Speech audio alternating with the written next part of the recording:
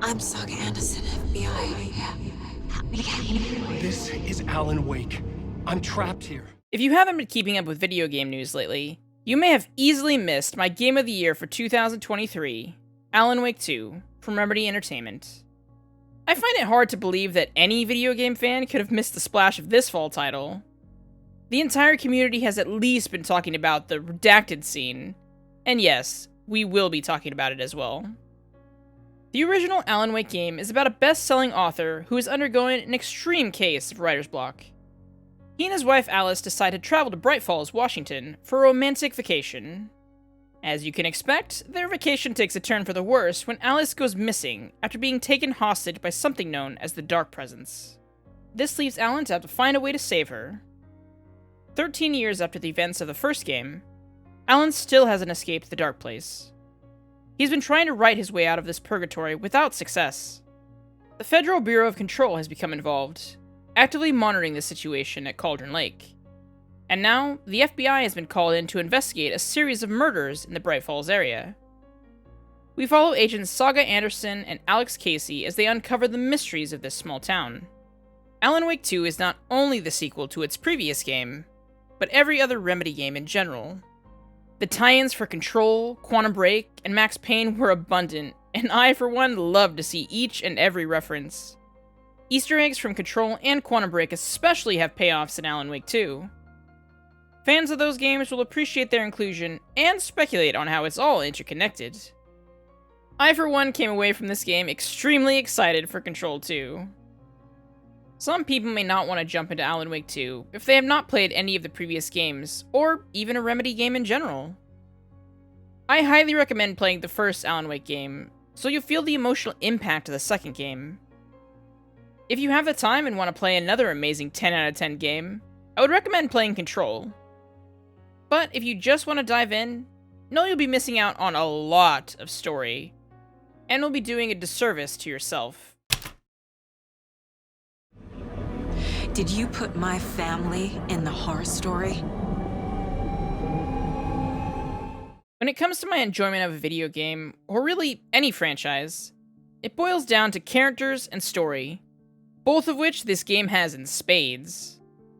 Though the game is named after him, Alan Wake shares the spotlight with FBI agent Saga Anderson and her partner Alex Casey.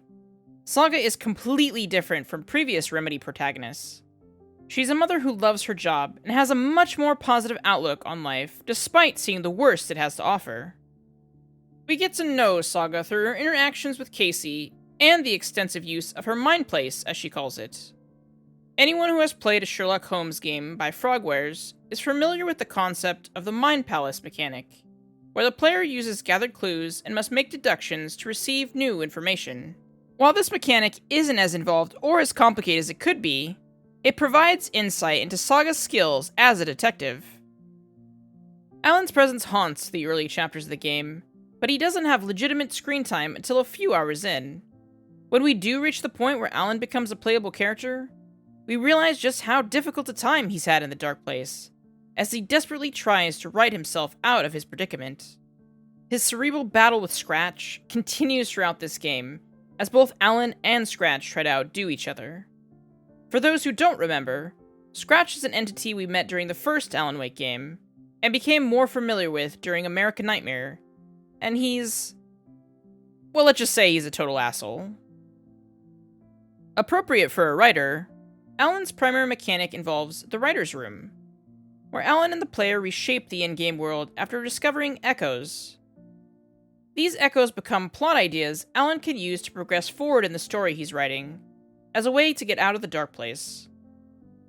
Further, we meet a character Alan is intimately familiar with, Alex Casey, but he's not the Casey we've been getting to know in the real world.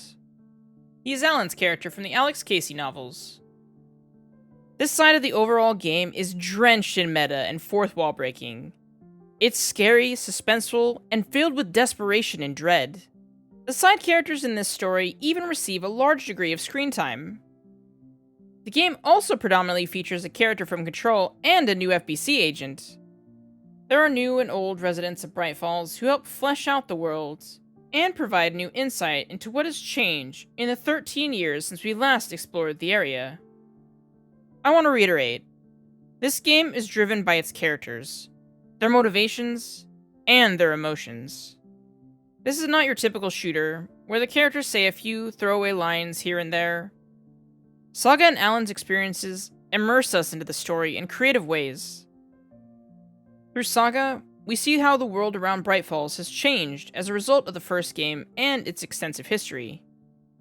When we follow Alan through his loops, we experience his frustration, helplessness, and hopelessness. Saga and Alan's stories overlap in meaningful ways. From Saga's outrage over her family's increased involvement in Alan's escape attempts, to Alan sharing his burdens with others. We get a clear picture as to why Saga was introduced as a new protagonist to the series. Without Saga, this story would feel far more bleak, resting solely upon Alan's shoulders. And as a result, I appreciated their roles as narrative foils with one another, and I couldn't help but root for them until the very end of the game.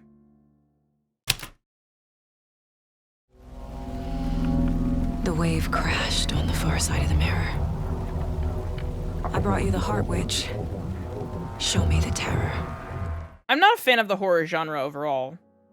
Of the games I play, horror games aren't usually high on my list.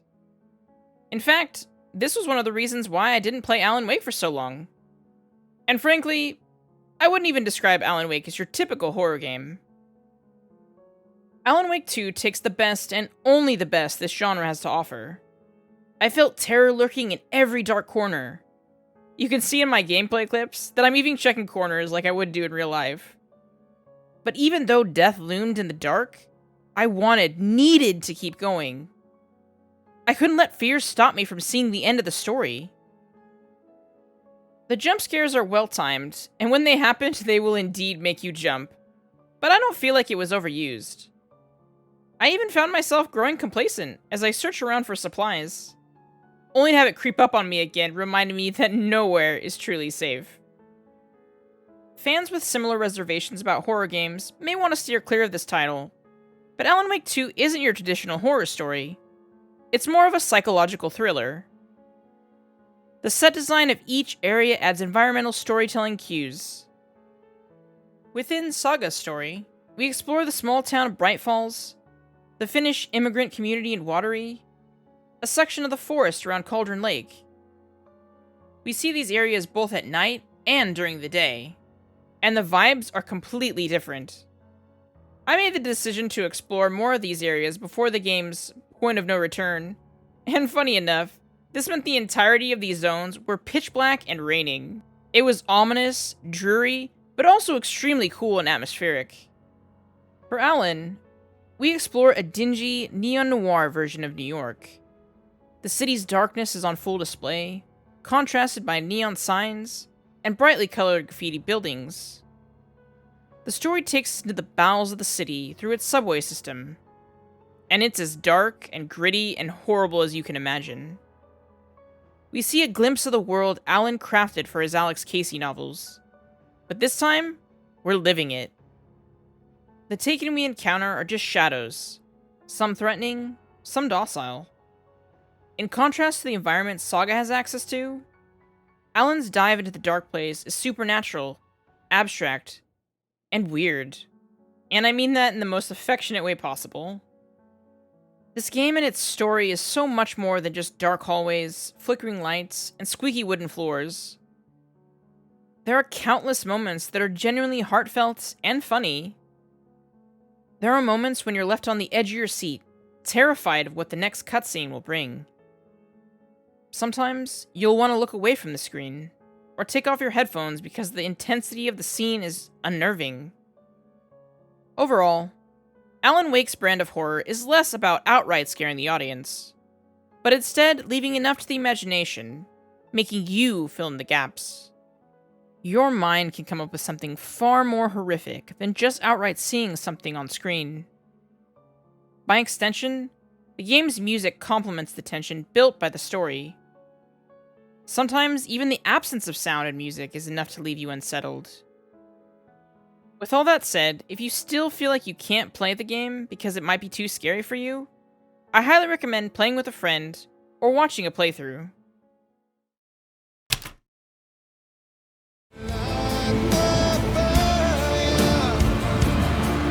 The overlap is at the pond. Music has had a great impact on my life. When I was little, my grandparents introduced me to musicals, and I quickly fell in love. Whether I was watching a stage play on Broadway, or devouring Rodgers and Hammerstein musicals as fast as I could find them, I couldn't get enough. Telling a story through music was magical to me, and something special. Much of the hype for this game has revolved around the musical number. This scene took my breath away the moment I clicked on the prompt and loaded in. Essentially, Alan Wake receives help from some friends on the other side, and tries to escape the dark place with the power of music. This chapter is a retelling of Alan Wake's life through the events of the first Alan Wake game to bring us up to speed. This scene alone is stunning for multiple reasons. The lyrics, the score, the choreography? No joke, my jaw might have unhinged a bit while going through this scene. The twists and turns of this chapter alone make it worth experiencing fresh for the first time.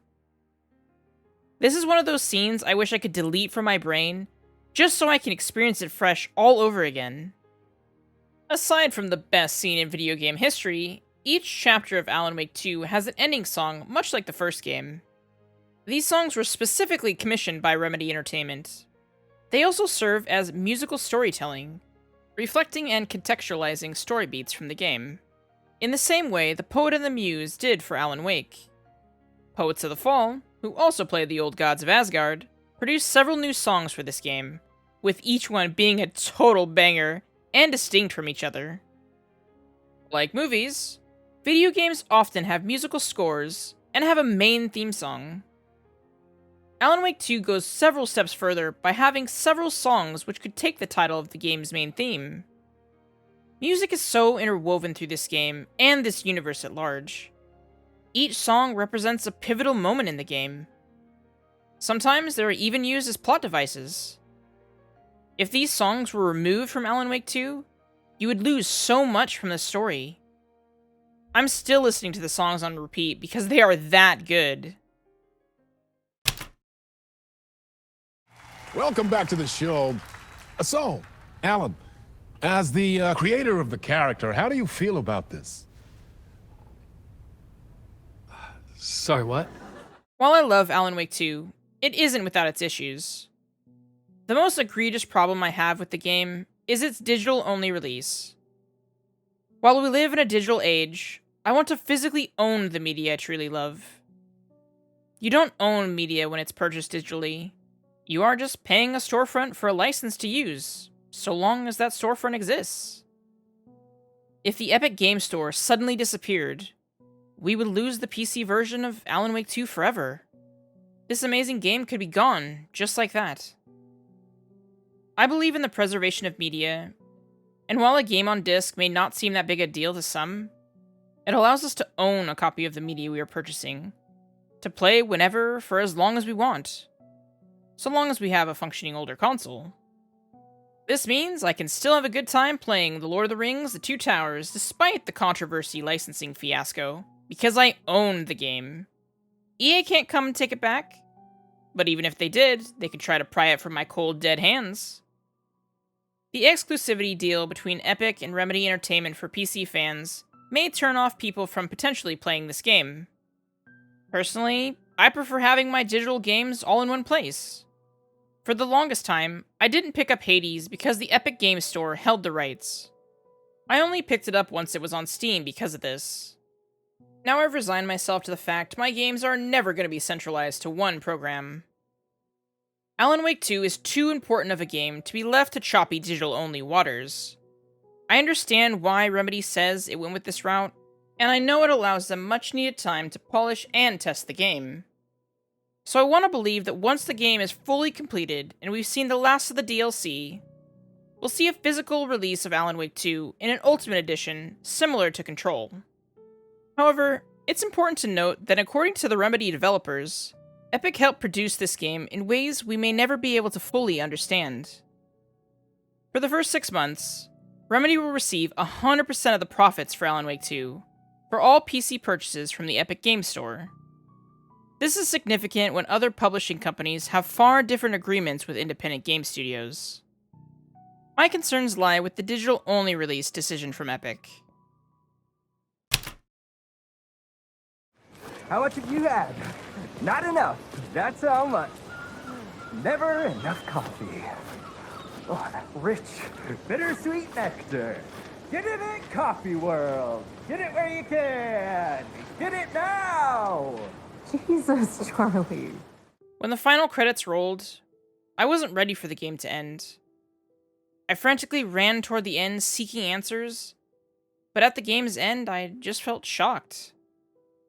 I almost couldn't believe it was over. I didn't want it to be over. I still had a million questions. There were still hundreds of doors that needed to be open. I needed more. Even a few weeks out, I'm still talking about the game with friends and reflecting on the story. Alan Wake 2 is a unique masterpiece you cannot experience anywhere else. This game represents 13 years of storytelling across various other games. It will emotionally move you in ways no other game will this year. Alan Wake 2 has set a new standard for story-based games going forward. If you play one game this year, let it be Alan Wake 2. With at least 2 DLCs already announced, Night Springs and The Lake House, I'm thoroughly excited about seeing more of this story. Not to mention my overwhelming hype for the potential with New Game Plus and the promise of additional story packed in. Alan Wake fans will be eating well for a while. I do hope that we see more tie-ins with the FBC and Control's universe. As Control's last DLC led into Alan Wake 2, I hope we see the reversal for the DLC story content teasing us to Control 2. All good things come to an end, and even after finishing the game, I can't help but continuously think about it. And on track to dive straight into another playthrough. But I guess that's why they say, it's the unanswered mystery that stays with you the longest.